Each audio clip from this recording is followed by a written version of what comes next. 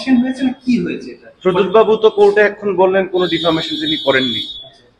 Atrocities STS atrocities অ্যাক্টে যে মামলা সেটা উনি করেছেন। তো ট্রায়াল চলছে, লেটস সি। Thank you. क्या केस है?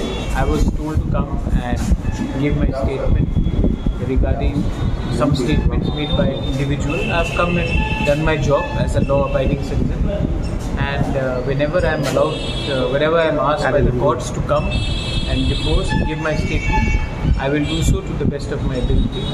All I want to say is that in Tripura, the people of Tripura, whether it is Tigrasas, Bengalis, Hindu, Muslim, Christians, Buddhists, we all have to come together and take our state ahead.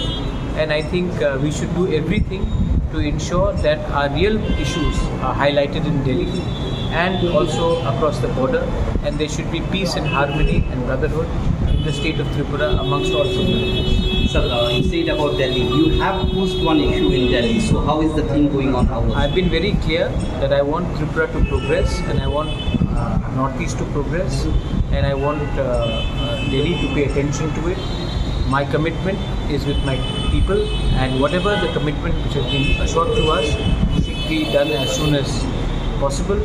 If it is not done, then it makes it very difficult for me to stay in power without giving anything to my people. I was chosen a task by my community, and my priority has to be the welfare of my community and my state and my region, rather than a few individuals here and there. So for me, power does not mean anything.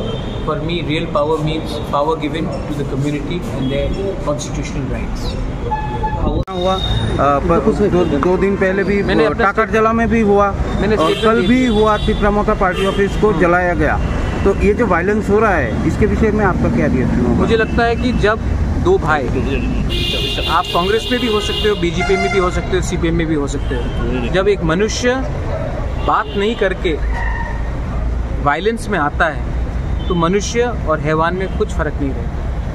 हम लोग एक छोटे से state Tripura से हैं। आज का समय है कि त्रिपुरा मोथा हो, बीजेपी हो, सीपीएम हो, कांग्रेस हो, हम सबको एक होकर जो बांग्लादेश से घुसपैठिया त्रिपुरा में आ रहे हैं उनको रोकना चाहिए, ना कि एक दूसरे के संग फाइट करना चाहिए। और अगर कोई डिफरेंसेस है तो बैठकर शांति से बात करना चाहिए।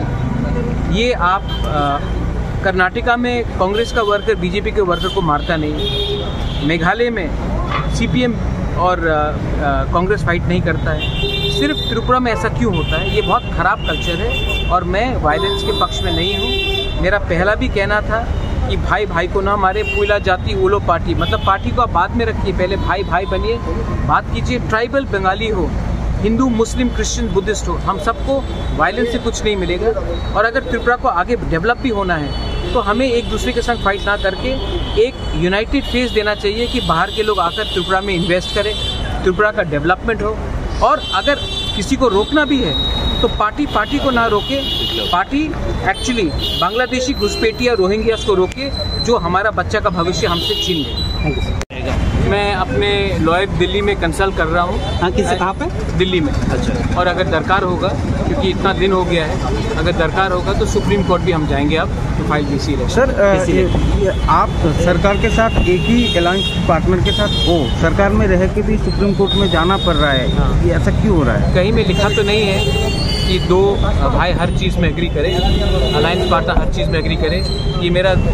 ये हमारे लोगों का एक एक्सपेक्टेशन है कि इतना दिन हो चुका है और अभी भी कोई एक्सप्लेनेशन नहीं दिया जा रहा है।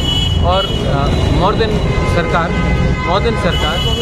सुप्रीम हाई कोर्ट का डायरेक्शन है कि इलेक्शन होना चाहिए, और उसके बाद भी अगर इलेक्शन नहीं हो रहा है तो गांव में हमारे गरीब लोग सफ़र कर रहे हैं। हमें उनको जस्टिस, उनको न्याय देना है। और अगर स्टेट इलेक्शन कमीशन डिसीजन नहीं ले रहा है तो हमको सुप्रीम कोर्ट से भी न्याय लेना पड़ेगा या फिर हाई कोर्ट से न्याय लेना पड़ेगा।